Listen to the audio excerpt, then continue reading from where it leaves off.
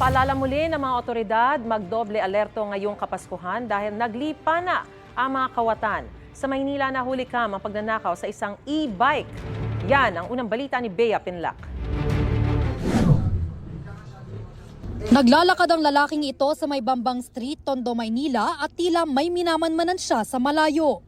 Maya-maya, nahuli kam na ang lalaki na pinantaklobang suot na t-shirt sa kanyang ulo at kinakalikot na ang nakaparadang e-bike sa tapat ng isang clothing shop. Matapos ang ilang minuto, sumampa na siya sa e-bike. Sinuot na niya ng maayos ang t-shirt niya at minaneho ang e-bike paalis. Ang e-bike, ninakaw umano ng lalaki mula sa isa sa mga staff ng tindahan ng damit. Ginagamit din yung hatid sundo sa mga bata. Tapos ninakaw lang. E-bike na nga lang yung napundar eh. Ninakaw pa. Ayon sa may-ari ng tindahan, pangatlong pagnanakaw na ito doon sa loob ng isang linggo.